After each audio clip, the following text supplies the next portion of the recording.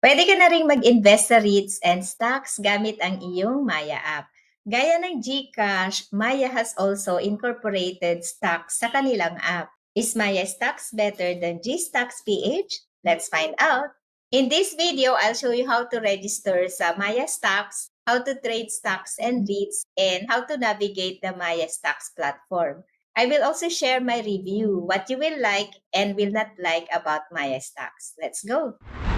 There are only two requirements to register sa Maya Stocks. You must have an upgraded Maya account and you must be 18 years old and above.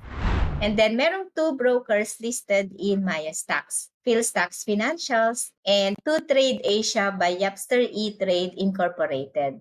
Ang broker is the actual trading platform that you're going to use to trade stocks and REITs.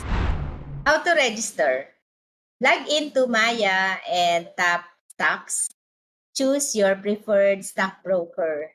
To Trade Asia is not yet available as of the making of this video. Coming soon pa lang. So, tap mo yung Philstocks Financials, read the terms and conditions, and then click Continue. This will redirect you to the Philstocks registration page, but it's still within the Maya app. Tap Open an account, read the agreement and disclosures. When done reading, check mo yung I have read and accepted the agreement and disclosures and then click continue. Complete all the registration requirements of the partner broker to proceed. Next step is fill out your personal details. You will be asked for your personal information, name, gender, civil status.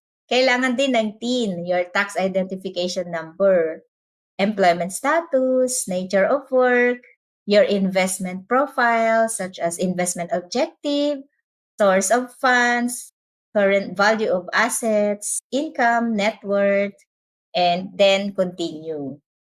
I-check mo yung summary of information and then check mo kung tama ang personal details and then click submit. After submitting your application, you have to wait for 2 business days para ma-verify ang iyong account. I received the email from Philstocks after 2 business days. So, successfully verified na raw ang account ko.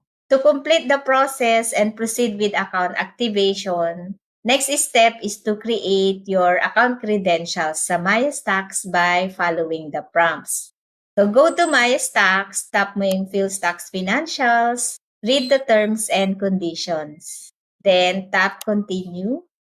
You will be prompted to create your user credentials. Create your user ID, assign password. So, follow mo lang yung password format. And then, create trading PIN. Fill out mo rin ang secret questions and answers, then tap Continue. Done! Your account credentials have been successfully created. Ang final step is to fund your account. You can immediately fund your account or you can fund it later within 7 days. So, meron kang free trial for 7 days. Ang initial cash in is 5,000 pesos para ma-activate ang account mo. Mas mataas ang initial cash in sa Maya Stocks compared to GCash, GStocks na 1,000 pesos lang ang initial cash in. You will have to fund your initial cash in through Maya Wallet. This is what you will not like sa Maya Stocks. Merong 1% na convenience fee if you fund your stocks account through Maya. So, sa 5,000 pesos na initial cash in, mababawasan ng convenience fee na 50 pesos. Sa GCash, GStocks, naalala ko, nung nag-fund ako, walang nabawas na fee. Pero there is a way para maiwasan ang 1% na convenience fee sa susunod na pag-fund mo or pag nag-top up ka. Kaya lang pwede mo lang gawin yun pag na-activate na ang account mo. To fund your account, itap mo itong maliit na wallet icon. Enter amount. 5,000 pesos ang initial cash in. Tap continue and then i-check mo yung cash in summary. So 50 pesos ang mababawas as I mentioned earlier. Click confirm. Need to wait for another 1 banking day for the activation process. Pag na-activate na ang account, pwede ka na mag-trade ng stocks.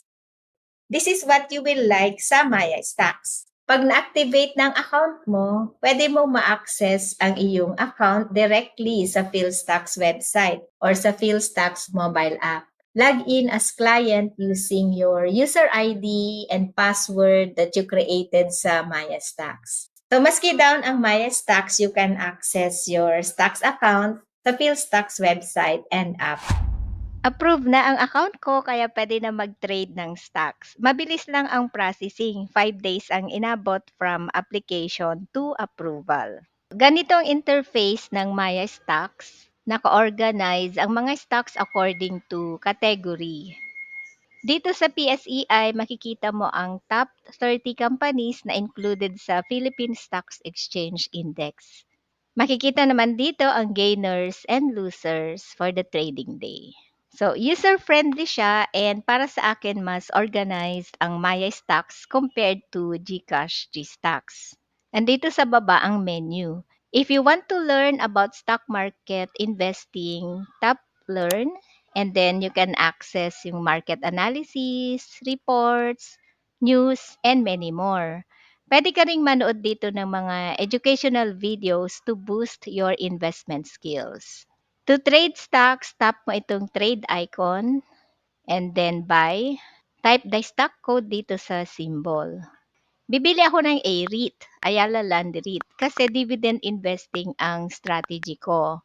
Naka-default dito sa normal lot. Normal lot is the standard board lot or the standard trading quantity for a particular stock. It is the minimum number of shares that you can buy or sell in a single transaction. Meron ding odd lot. Odd lot is the number of shares that does not meet the standard board lot requirement or normal lot. Smaller quantity ang odd lot. It can be any number that is not a multiple of the normal lot or standard board lot. Mahirap mag-trade ng odd lot kasi konti lang ang nagtitrade dito. Explain ko rin itong bid and ask price. So the bid price is the price the buyers are willing to pay for a stock. Naka-arrange siya from highest to lowest. Unang ma-execute ang highest na bid price. Bid volume naman is the number of shares buyers are willing to buy at each bid price. Ask price naman is the price at which sellers are willing to sell. So naka-arrange naman ang ask price from lowest to highest and unang ma-execute ang lowest na ask price. Naka-default sa day ang duration for which an order to buy or sell stocks is valid. Day is only valid for the current trading day. Meron ding ibang options, GTW or Good This Week. It expires automatically at the end of the current week. So meron ding Good This Month and Good This Year. Hindi ka agad makakapag-invest sa REITs. REIT investors are required to create an applicant name on Central Depository and Trust Corporation or PDTC.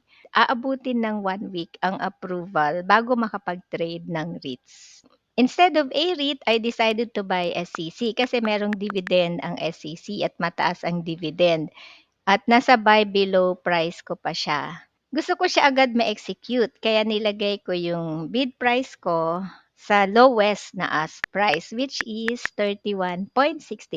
Minimum number of shares is 100. Tap preview buy. Ang total fees ay 22.88 pesos. Ito naman ang breakdown ng fees. And then enter your trading pin and then tap submit. Nag-match agad ang order ko. Lalabas na mas mataas ang average price kasi nadagdag yung trading fee sa buying price ko. Kaya uso yung 8K rule pag bibili ka ng stock sa PSE to save on trading fees. At ito naman ang current balance ko. How to withdraw cash balance from your Maya stock. So, itap mo itong profile icon and then choose cash out. And merong fixed fee na 25 pesos for every cash out transaction. Enter mo yung amount, tap continue, and the money will be deposited to your e-wallet. To save on Maya fees, access mo yung stock account mo sa Philstocks website. Pwede rin sa mobile app. And then dito ka mag-top up at mag-withdraw using online bank transfer to save on Maya fees. To top up or fund, go to your account, click Add Funds. And you can fund your account online through any of these banks. Pag mag-withdraw ka naman, click mo itong cash out. And deposit the proceed to your bank. Pag wala dito sa list ang bank mo, Maya Wallet lang ang option mo. Like and share para makatulong din sa iba.